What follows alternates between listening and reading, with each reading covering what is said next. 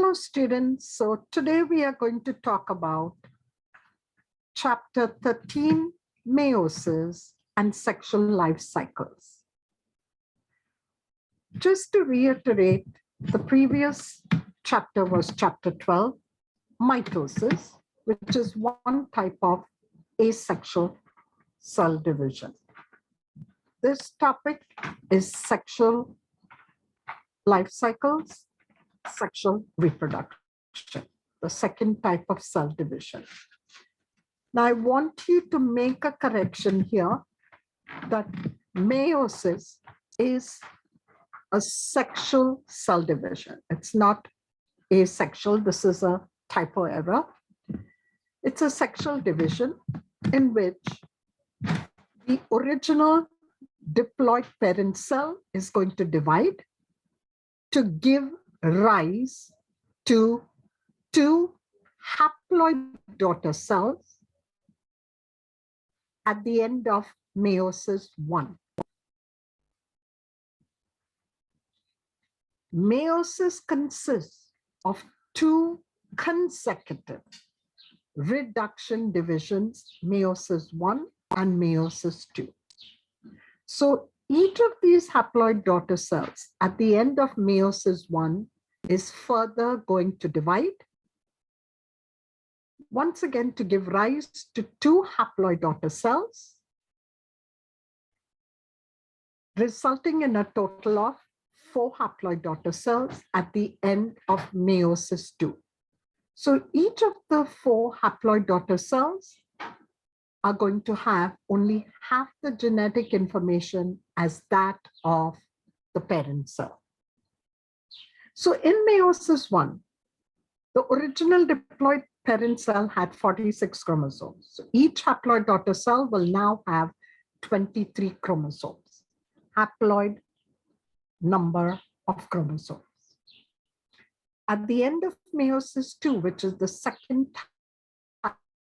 type of reduction division, each haploid daughter cell will be having half the genetic information as the daughter cells of meiosis 1, resulting in 4 haploid daughter cells.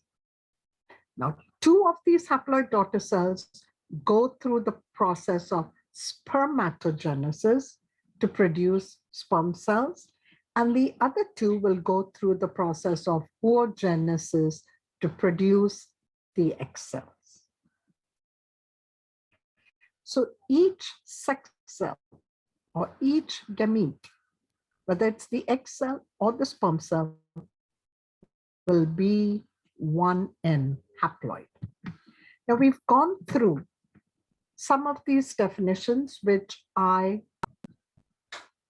compiled under the subtopic of structure of a chromosome in mitosis, which is heredity is the transmission. I put it under the term gene, where a gene was a unit of hereditary characteristics that was transmitted from parent to offspring for generation to generation. So that's what heredity is, transmission of the traits. Genetics is the scientific study of the transmission of these hereditary characteristics from parent to offspring for generation to generation. Now, it is genes that are actually inherited. We do not inherit a particular trait from our parents. Genes specify or determine our traits.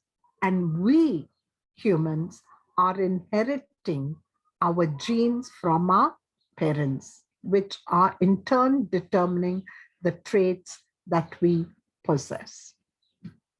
So we can see here, father, the kids, the 2 sons, the daughter, and the mother.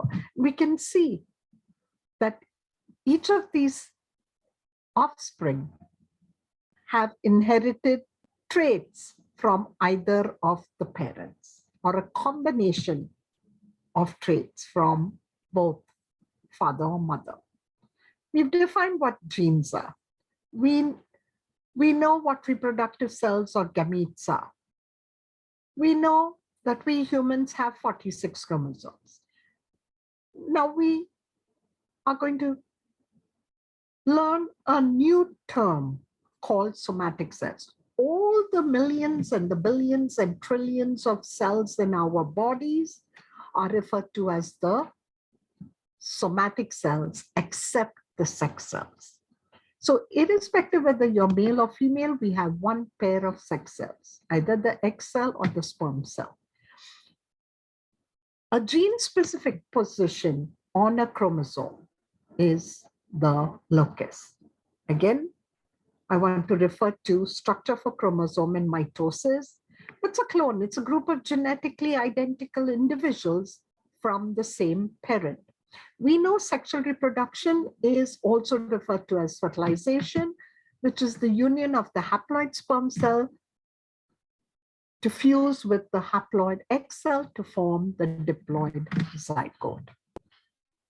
As I explained to you in functions or importance of mitosis, I talked about asexual reproduction occurring in lower organisms such as the hydra. This is the hydra, where I made a point of reference that if you were to sever or cut off the bud and grow this bud in nutrient agar medium or agar medium, that whole bud will develop into an entirely new individual hydra. And these are the redwood trees, which are famous. And now we come to looking at the sets of chromosomes, which again, I included under structure for chromosome, what a karyotype was, what homologous chromosomes were, and I'm going to point out what the karyotype looks like. In this illustration or this PowerPoint slide, we see you have 23 pairs of chromosomes. How would you identify this diagram in the exam? If I put the slide up, you must say that this is a male. You're looking for the 23rd pair of chromosome. It happens to be male. Why? Because you see the Y chromosomes. Human females have 2 X chromosomes, a male has Y. And as I pointed out and explained earlier in the previous chapter, that the Y chromosome determines the male sex. It is shorter than the X chromosome, and therefore it carries lesser or fewer number of genes. Therefore, you cannot just say it's a karyotype. You must say this is a male, a human male karyotype. Now we see that we inherit both maternal and paternal chromosomes. Maternal chromosomes are indicated by red and paternal are blue. And here you have a pair of homologous chromosomes. You have the sister chromatids. The moment you see the centromere, the sister chromatids, and you have the pair of the homologous, excuse me, paternal and maternal chromosomes. So fertilization, we just talked about union of the haploid male sperm with the female egg haploid female egg cell to form the diploid zygote. We talked about 22 pairs called autosomes, 1 pair called the sex chromosome, and what the male and the female chromosomes have. Now we're looking at the variety of sexual life cycles. There is what we call alternation of meiosis and fertilization, which is very common to many of the organisms that are going to reproduce sexually. And there are 3 main types of sexual life cycles that are going to vary in the time of meiosis as well as during fertilization process. So let's look at the 3 life cycles that we are going to compare and fertilization processes between animals, plants, and algae, and between most of the fungi and some protists. So if you look at, this is the haploid. Gametes are haploid. The haploid gametes go through fertilization to form the diploid zygote, which then goes through mitosis. So the diploid multicellular organism is now going through meiosis, giving you haploid gametes. So you have the haploid gametes and the diploid zygote in animals, and that's what is occurring in our cells. When you compare plants and some algae, what we notice is they have 2 types of generation, a sporophyte generation and a gametophyte generation. Gametophyte is during the gametes, is the gametophyte generation. in mitosis, and the sporophytic generation is the diploid sporophytic generation. So during mitosis, you have the spores that are formed in N, and they go through the gametes, which is going through fertilization to form the zygote. So you have the sporophytes are formed, which are the diploid multicellular organisms. Spore formation, like I'd explained in living organisms, chapter 1, that's not all plants reproduce sexually. Some reproduce asexually through the formation of spores, which is the sporophytic generation that occurs mainly in plants and some algae. Let's look at fungi and some protists. Here you have haploid unicellular or multicellular organisms going through mitosis, and the gametes are NN. Through fertilization, they form the zygote, 2N, diploid zygote. Again, through meiosis and mitosis, you have NN. So all this explanation that the only diploid stage is the single cell zygote stage in most fungi and some protists, and there is no multicellular diploid stage. So the diploid stage is the only single cell zygote, and the zygote produces the haploid cells by meiosis. And the haploid adult is producing the gametes by mitosis in fungi and sporophyte, and some protists, pardon me. Now, like mitosis, meiosis is preceded by the replication of chromosomes. So, as I explained, in meiosis, the keyword was reduction division, but it consists of 2 consecutive reduction division, meiosis 1, meiosis 2. And so this is the definition that I've already explained about meiosis in human cells. But in most fungi and some protists, the only diploid stage was that single cell zygote. There is no multicellular diploid stage. And the zygote produces haploid cells by meiosis. So this was important. This is again repeated because of its importance. So now when you look at meiosis, since there are 2 consecutive reduction divisions, meiosis 1, meiosis 2, let's look at what meiosis 1 or meiosis 1 consists of. It consists of prophase 1, prometaphase 1, metaphase 1, anaphase 1, telophase 1. Meiosis 2 consists of prophase 2, prometa 2, meta 2, ana 2, telophase 2. So keep in mind what happened in prophase 1. But the nucleolus was disappearing, nuclear envelope. But now in prophase 1 of meiosis 1, there are key features that are going to occur, key processes. So do not forget, this is extremely, extremely important prophase 1 of meiosis 1. In early prophase 1, each chromosome pairs. Now, if this is a pair of chromosomes, the chromosome pairs are going to cross over. So we say crossing over of the homologous chromosomes takes place. You will only find homologous chromosomes during meiosis, not during mitosis. So now when crossing over of the homologous chromosomes take place, you can see that my hands are intersecting at this point. So the point of intersection, so part of this segment of this arm is going to exchange part of the information with this arm. That is the meeting point, which is the intersecting point. So that's what we say, crossing over of the homologous chromosomes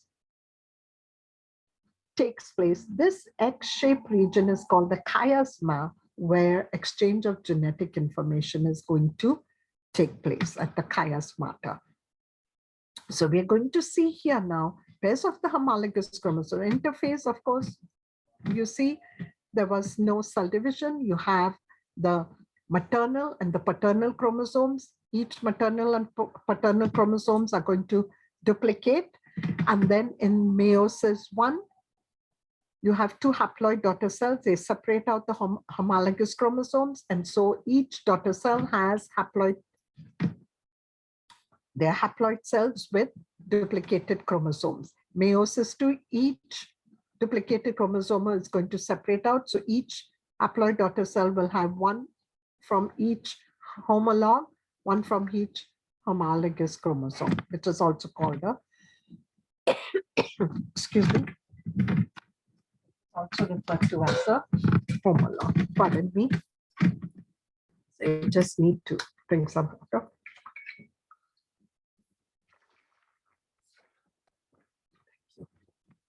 So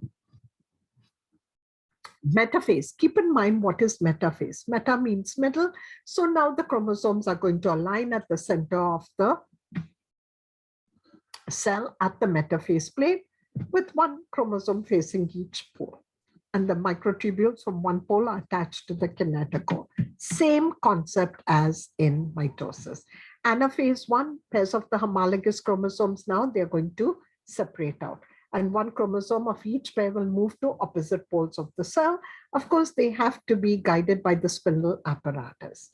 And the sister chromatids will remain attached at the centromere, the point of attachment, and it moves as one unit towards the pole. Telophase 1 and cytokinesis in the beginning, each half of the cell has a haploid set of chromosomes, and each chromosome is still consisting of two sister chromatids. So cytokinesis usually is going to occur forming two haploid daughter cells. But keep in mind, in animal cells, a cleavage furrow will be formed, whereas in plant cells, you have the formation of the cell plate. No chromosome replication is going to occur between the end of meiosis 1 and the beginning of meiosis 2. So chromosomes are not going to replicate or duplicate because the chromosomes are already replicated. And so this is what you see. The exchange of genetic information taking place, this X-shaped region is called chiasmata. Okay.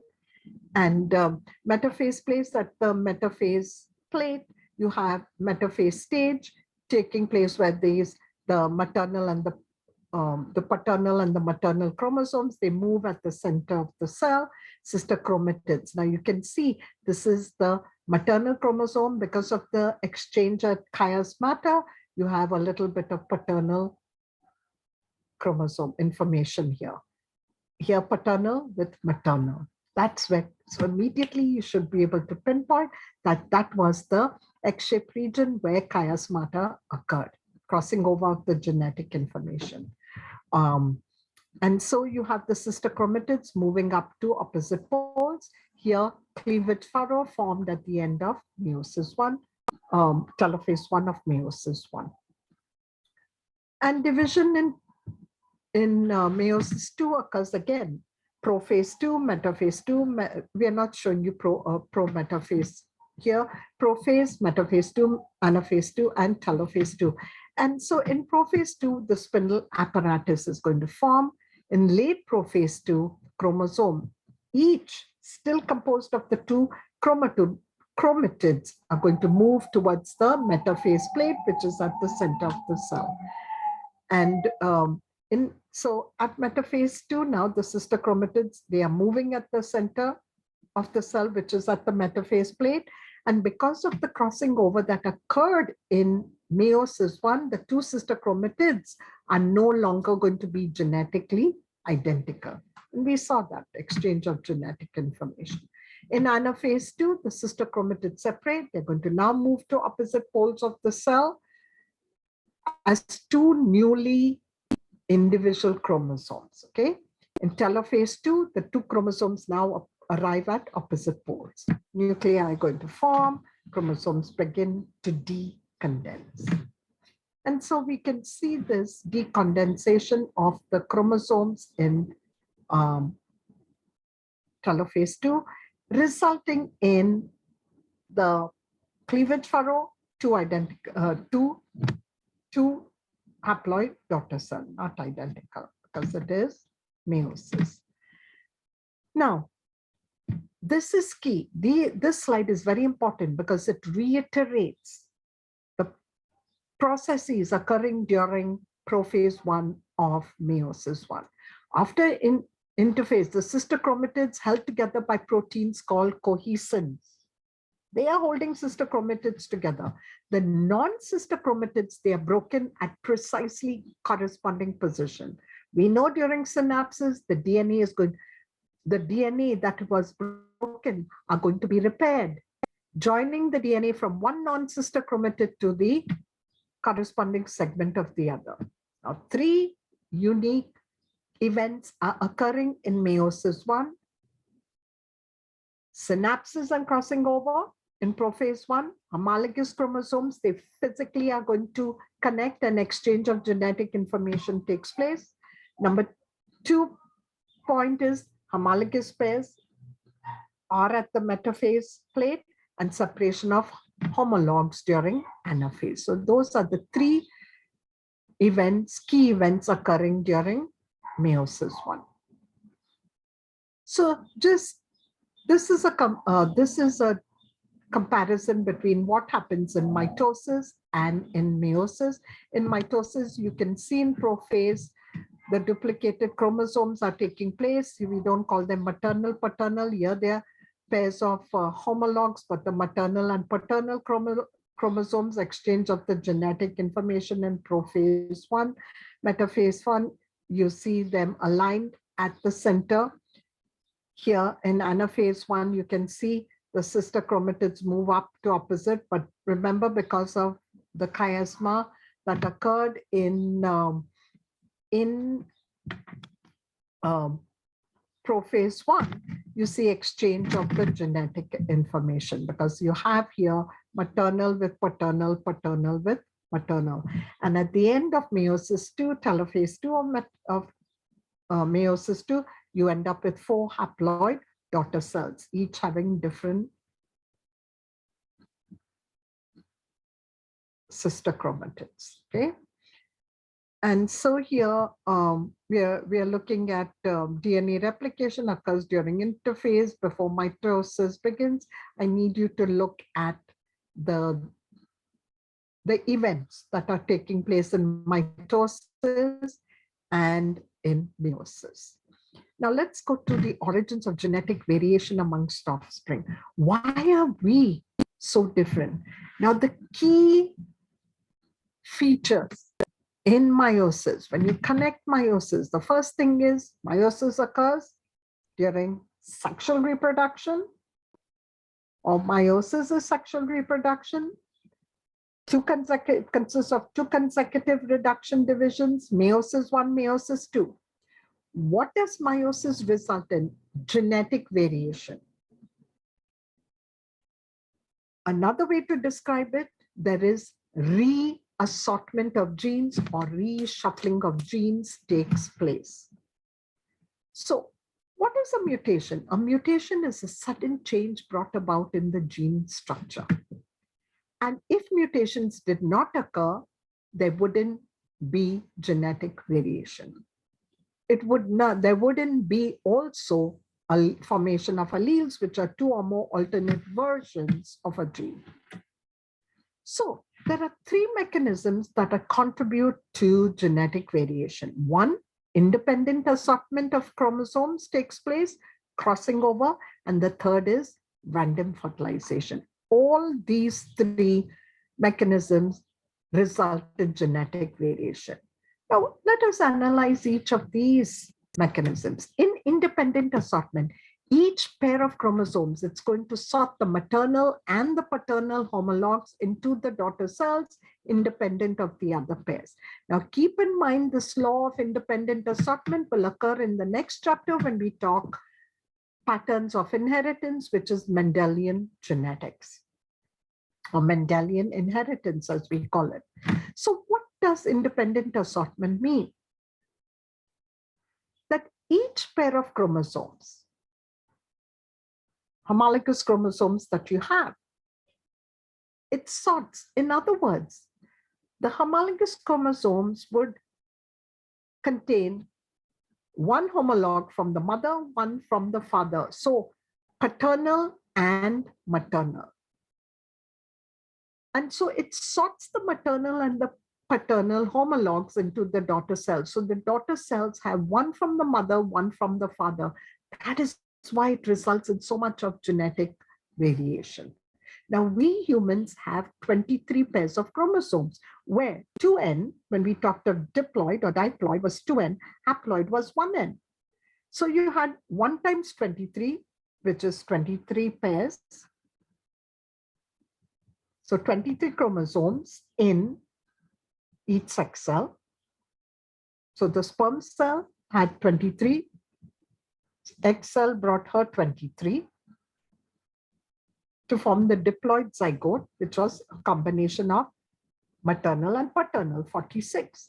So here there are more than 8 million, 2 to the power of 23 possible combinations of chromosomes. So every time there is reshuffling or reassortment of genes taking place, every time the offspring is formed, they have different combinations of genes that they have inherited. We do not inherit traits from our parents, we inherit genes. Our genes determine our physical traits. So crossing over is going to produce recombinant chromosomes, which combine the DNA that is inherited from each parent. We'll talk about recombination in the lab. We'll conduct an experiment, DNA transformation, recombination, DNA recombinant, or recombinant DNA. So keep in mind these terms, very important. If crossing over did not take place, students, between the homologous chromosomes, there would be no genetic variation. So crossing over contributes to the genetic variation by combining the DNA from both the parents into one single chromosome. And in human, an average of anywhere between 1 to 3 crossing over events occurs per chromosome. So think about it. We have 46 chromosomes, and on every chromosome, anywhere between 1 to 3 crossing overs can take place. So let's look at here the prophase 1 of meiosis 1. Again, we are reiterating and emphatically looking at the X region where crossing over takes place at the chiasma. Genetic information is being exchanged. So synapses and crossing over takes place, movement to the metaphase plate, they move to the center, the metaphase plate, and then we are going to see breakdown of proteins holding the sister chromatid arms together in anaphase 2. And then we see the recombinant chromosomes from each parent. So you have the paternal, you have maternal, paternal, because exchange of the genetic information occurred. And then again, you have maternal with paternal and only maternal chromosome. So one daughter haploid daughter cell has the paternal, one haploid daughter cell has both maternal and paternal chromosomes. So there is DNA recombinant chromosomes taking place here, leading to genetic variation. And so you can compare meiosis 1 and meiosis 2. At the end of meiosis 1, 2 haploid daughter cells during telophase 1 results in 2 haploid daughter cells, cleavage furrow, animal cell, 4 haploid daughter cells with the cleavage furrow at the end of meiosis 2, which is telophase 2 and cytokinesis. I hope you enjoyed this sexual and life cycles chapter 13.